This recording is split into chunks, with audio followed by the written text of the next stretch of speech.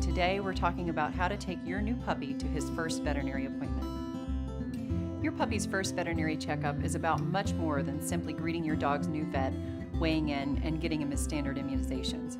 Believe it or not, your first vet visit is just as much about educating yourself and answering your questions as it is about checking the health of your newest family member. Your first vet visit requires organization, preparation, and sometimes even some light note-taking. Let's begin with what you'll need to bring to your first visit. First, you should find out what the breeder or shelter has already done for your puppy. They have probably given him some vaccinations. He probably has also been placed on a deworming schedule and may even be on a heartworm preventative. Your veterinarian will need all of this information along with the puppy's approximate birth date.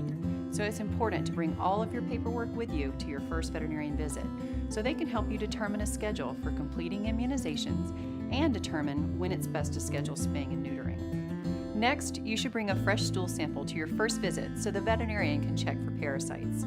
Lastly, prepare a list of questions. After having your puppy home for a few days, there's no better time to ask questions than at your first visit with a medical professional. Ask other family members too if they have any questions that they'd like added to your list. Once you're prepared, bring your puppy's crate to the car and do your best to secure it with available seat belts. Depending on the size and weight of the crate and the puppy, it's usually easier to secure the crate first and then put your puppy inside. If you cannot fit a crate in your car, try purchasing a dog seat belt that is specifically designed to restrain and protect your puppy in case of an accident. This next piece of information is critical. Carry your puppy into the doctor's office. Do not let him interact with any other animals in the office. Though the other animals may be perfectly healthy themselves, your puppy can still get very sick from even just rubbing noses with another dog until his vaccinations and immunity against disease is further developed. After greeting you and your new pup, your vet will likely begin examining your pup as she continues to converse and answer your questions. She'll check your puppy's weight, temperature, heart, lungs, ears, genitals, eyes, nose, skin, anal region, mouth, and gums for both basic and breed abnormalities. Your puppy needs to learn to be comfortable being handled by others.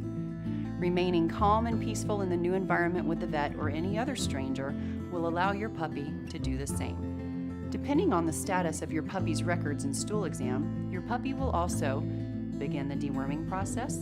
Then, based on geography and lifestyle, ask your veterinarian which vaccines they recommend for your puppy.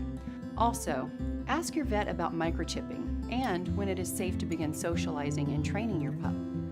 Following the initial visit, your veterinarian will ask that you return to booster the vaccines until your puppy reaches a certain age. The time between boosters typically ranges between 2 and 4 weeks. Here are some signs that your puppy needs immediate medical care. Allergic reactions, or swelling around the face, hives. This is most easily seen on the belly or face.